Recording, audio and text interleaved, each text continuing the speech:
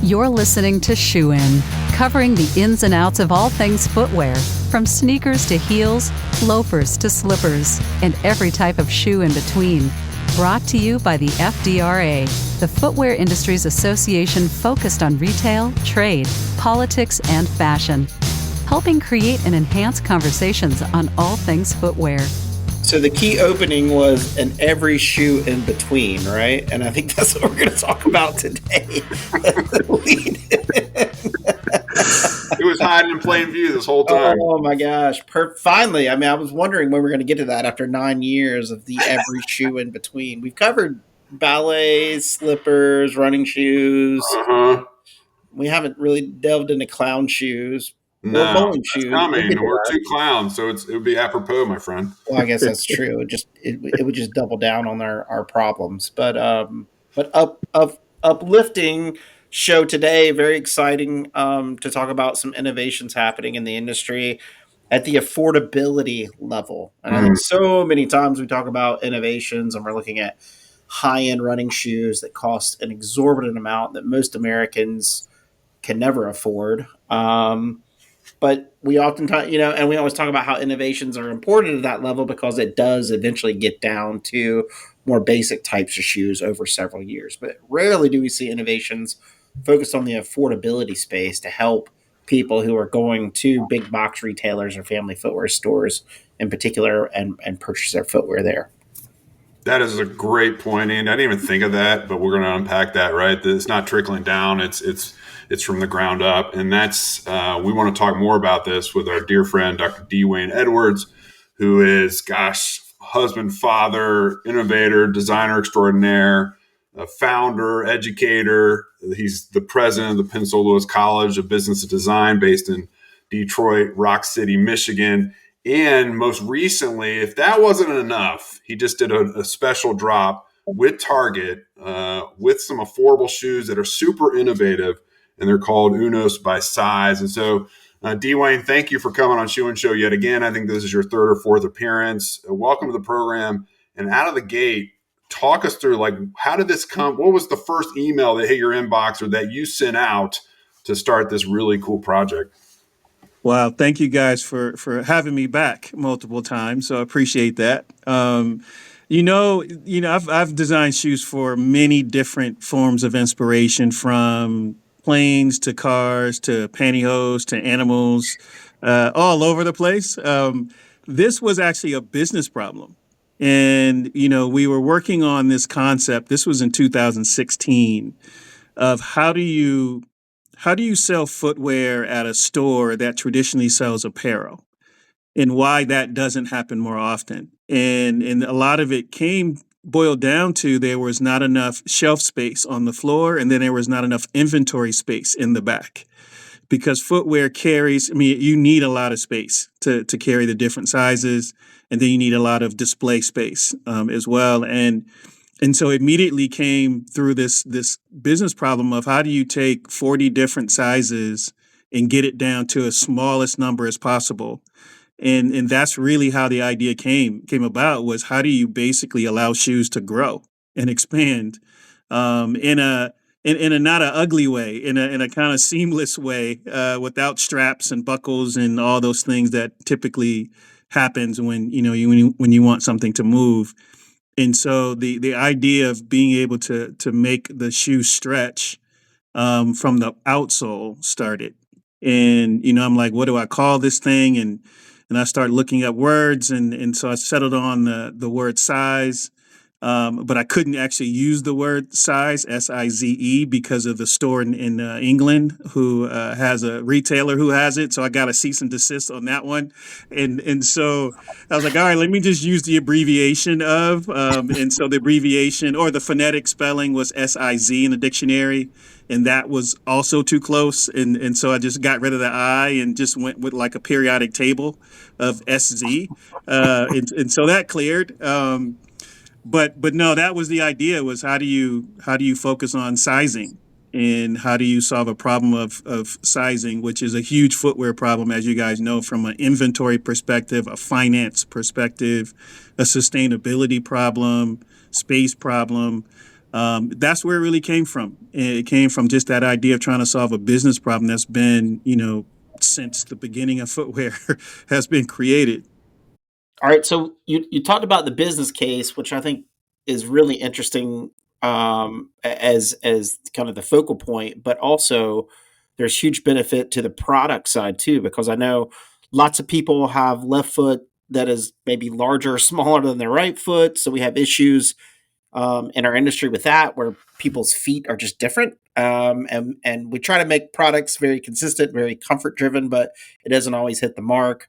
I've got kids who are growing constantly, so obviously with a size adjustment where it can grow with a kid a little bit further adds more value to my pocket. So I think there's also this kind of huge component of the product level that you've done. Maybe you can talk really quickly about the work you did around how this thing works. How does this thing stretch? How does this thing still still have its components and performance driven, because we know every time you step in a shoe it's got to bounce back. How do you balance all those as you create the design? Yeah, doing all that under $50. Yeah. Yeah, so so yeah, honestly, that was the opportunity. That was the opportunity is how do you make it move? How do you make it move as simple as possible? And what we ended up finding was the letter Z was like the perfect letter that allows that level of stretch on the bottom of your foot. So it allows the top part of the Z allows the forefoot to move. The back part of the bottom part of the Z allows the heel part to move. And that angular middle bar allows the width part of your foot and the arch area to move. And it's pretty rare when something kind of comes to you that is both name and shape, where we were able to get patents for both of both the function of how it works and then the visual of also how it looks. And so our idea was if we can make it move with a really uh, engineered stretch material that not only is attached to the bottom of the outsole, but it's actually attached to the strobel. So the strobel moves, that allows the upper to move, that allows the outsole to move in connection to once it's cemented together. So it's that combination of having the upper stretch and the bottom stretch with the strobel being able to stretch allows it to move a bit more fluidly, but it also allows it to actually rebound back as well, to your point of it, wearing it multiple times and it moves and doesn't go back. But our goal was to do it as simple as possible, as cost effective as possible, with the idea of being able to make it an affordable product and being able to utilize, like I said, that visual to be the function. That was really something that was a happy accident, to be honest with you. So it's a literal Z on the bottom, right? That's what you're Yep, saying it's a is like literal it, Z on the bottom. Yeah, because some people might think we'll just split it in half and put some stretching material, but what you're saying for the performance and the functionality is the Z works much better because it's more controlled correct. with okay, got it. Yep, and I had to go through about 4 or 5 inches of Nike patents, to Oh, make sure I didn't infringe on anything. Where it just ended up being Nike patents, by coincidence, of anything that stretches, like a shoe that stretches of some kind. So my attorney gave me the big stack of all the patents to go through to make sure I wasn't infringing on anything, and it was like one or two other smaller brands in there, but most were Nike patents. And once I saw that no one was looking at forward and back and left and right, then I knew I was on to be able to move forward with the patent. hmm.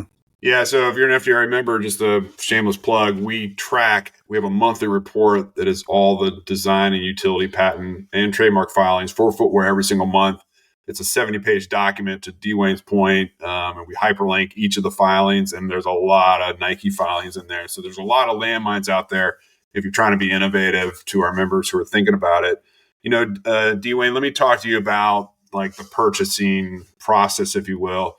I would encourage people to go to target.com and look up Unos by size, and you will see all the great offerings that Dwayne has come up with, particularly from a colorway perspective. I purchased some. I got the blue colorway with the red kind of highlights and thread running through it.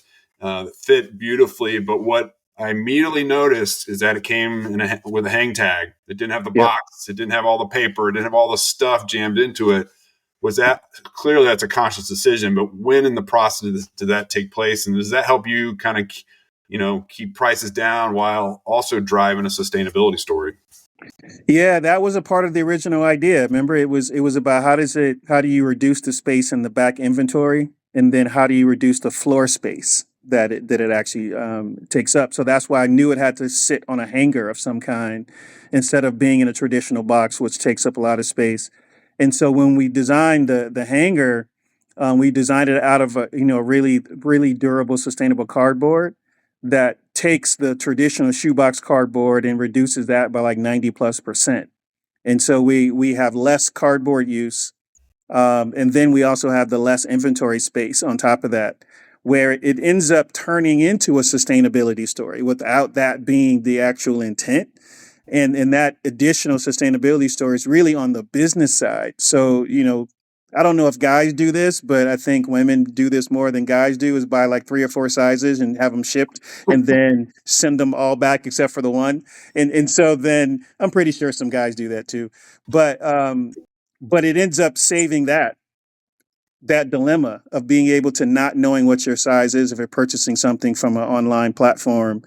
You have a range, and if you can't find your size within that range, something's wrong with you. If you can't find it within that, but we really looked at all the business case studies of how this could benefit the retailer, how this could benefit the brand, and I'm actually really thankful that Target gave me a shot to try it out with them. I told them it was always my dream to design an affordable shoe with them. I worked on several high-priced products over the course of 3 decades, Yeah. and it was great to actually build something that was affordable and didn't look like it was cheap, because that happens often. I so agree. Dwayne. And I will say, and I know Target's been a huge partner of yours and of Yeah. PLC's for a long time, and shout out to them. But the quality of materials is top notch. And for those of us who nerd out on these kinds of things, it is so difficult to drive innovation to the masses, right? It's usually, as Andy kind of articulated at the start of this, it is a trickle down thing where you have some kind of design that's not as accessible from a price perspective to everyone in the U.S., working families included, and then it's democratized in some way. And we all know the brands that democratize different fashions and silhouettes and colorways, and then it gets out to kind of the generic land, if you will. So that everyone has access to it, but the materials aren't always up to snuff, and the performance definitely is not. But what you did is you started from the ground up, and you're working kind of south to north, and you even looking at the outsole. For those of us with a trained eye, you use fabric bottom, and that's a Yep. tool that our industry uses. Converse, look at a Chuck Taylor; they use it to bring down the tariff rate so that that shoe is more price competitive for the consumer. It's not a traction thing. It's not something that makes the company richer. It's actually a benefit to the consumer. So keeping that price point under $50 was so critically important. But you had to bring in great materials, but use some of the tricks of the trade, if that makes sense. No, absolutely. And we built size as a platform, like a Gore-Tex, where we can license it to other brands at some point in the future, that the price point can fluctuate and go up, because it doesn't dictate the price, so to speak. It's really about the fit and the customer that you actually have. But yes, that was the vision: is how do I take some of my other experience and add a herringbone traction pattern, blending, rubber bottoms and midsole and Phylon midsoles with it, looking at the different yarns that we would use from a knitted upper perspective, and then being able to understand pricing from a branding point of view of just how do you subtly HF weld some small branding on there as well.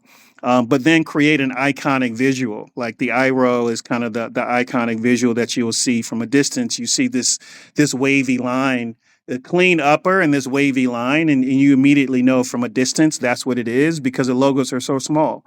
And a lot of that was during my time in Jordan. We didn't design around a logo. Like, all of our product had to earn a logo, and most of the time that logo was about an inch big. And so we didn't have the logo to fall back on. So we made sure the design visually connected with you, especially as it was color blocked in different ways.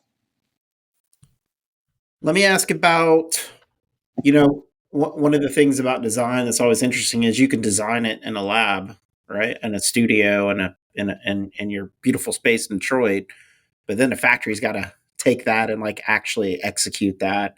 Yeah. What was that like? What was it like taking it from prototype into a factory and getting them to see what it was? I mean, this is for many factories, it's got to be something completely different than they've dealt with before.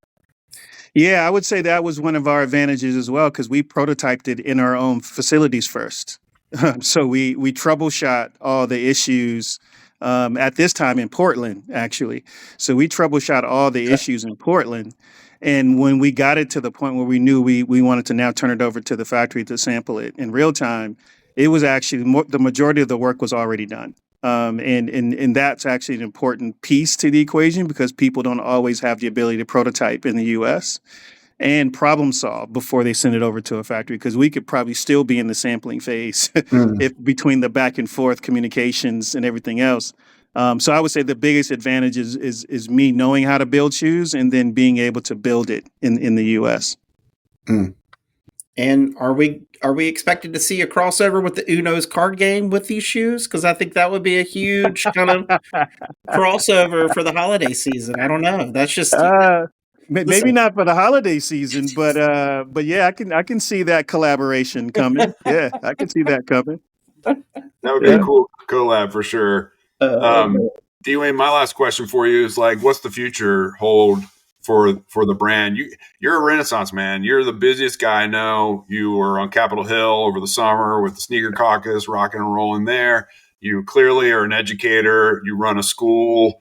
I mean, you're a designer. You got a lot going on, my friend. What's the future for the brand specifically, and what are your plans moving into 2025?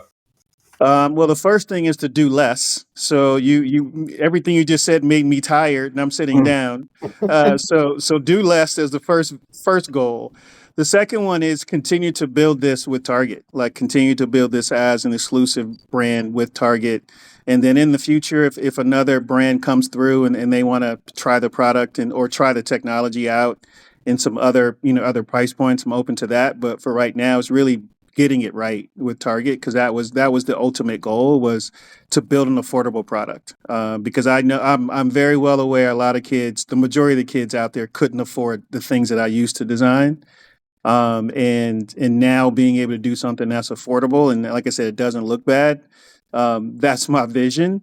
Because as you know, the economy is not getting better. It's taking a little bit of a hit, right? And so we just need to be more conscious of what we spend our dollars on. And if we can build some product for parents to buy for their kids, and even for the parents, because it's a full family. It's not just for kids. It goes from all the way from infants to adults. So just being able to do that, and if we can reduce some shoes that ends up in a landfill, and if we can reduce some carbon emissions, and if we can reduce some waste, that's my goal. Because it's 60 degrees in November in Detroit. That makes no sense at all. So we clearly have some climate challenges. Yeah. And I think, folks, if you can go to target.com right now. I think it's .com, target.com. Yeah. And in It better store. be target.com. I mean, Yeah. who knows with the URLs these days? I don't know. Yeah. So I just Google it. Google Right. Target. It'll take you to the right place, or Yeah. ChatGPT or whatever the search engine is. It'll take you Right. there. And you can look up these shoes, UNOS. OS. It Yep. stands for you need one size. You need one size. UNOS. Yeah. And then you can also search for Uno, the card game, and you can double up with the shoe There you and go. That's family right. fun. I will say this during this episode, I went to target.com just to make sure I had it all right, and I searched who knows in the search box at target.com, and Dwayne shoes were up first, but right side by side with Oh my Gus God. by the card game. Listen, sometimes we produce gold on this show. There you go, man. It's not often. That's The right. first pair is yours, Andy. The first pair is yours. It's got to come in a Uno's card box though. Like so, I got to make bigger, longer, smaller, thinner box for it. Well, Yep. that's Yeah. the hang tag is the Uno box, right? See, there you go. You got another one going. There you go. Okay, Hall of Fame right now, man. there you Hall of go. Fame right now. All you gotta do is hit 3 of 10. That's it, and you're in. Right. So, well, Dwayne, we thank you for coming on the show and for the many partnerships we have with you, and what you're doing to help build the industry and build community within the industry. It's really important, and we appreciate your purpose led mission in life that you could. I mean, you could still be doing these really expensive high end shoes and having fun doing it, but your purpose of coming and really making something important for everybody, I think, is a testament to you and to what you've been doing lately. Thank you, sir. I appreciate that. I set a goal for myself was to leave this industry better than when I entered it, and I'm still working on it. And so hopefully when it's time for me to really, really retire, hopefully I did leave it a little bit better than when I got it. I hope that I retire. I hope that I retire before you. Then I hope you're still going and I'm out because I would feel better having you stay in the industry for as long as possible, Dwayne. Well, I appreciate that. Yeah, for Yep. sure. Amen to that. Yep. Folks, shoeandshow.com is the URL. It's accurate. All our episodes are on there for almost 9 years now, close to. And every Monday, new episodes drop. We love having these conversations. If you're out there and you have, you've been working in the industry a long time in perspective and you want to share your story and share what you've been working on, we'd love to have you on. These conversations, I think, are really important to help stretch our industry, think a little bit more critically, find better ways to add value to our consumers, create jobs, create new product, keep things really dynamic. So we appreciate you listening. And on behalf of Team FDRA, until next time, Shoe In is out. Shoe In has been brought to you by the FDRA, the Footwear Industries Association focused on retail, trade, politics, and fashion, helping create and enhance conversations on all things footwear. For information about FDRA, visit fdra.org.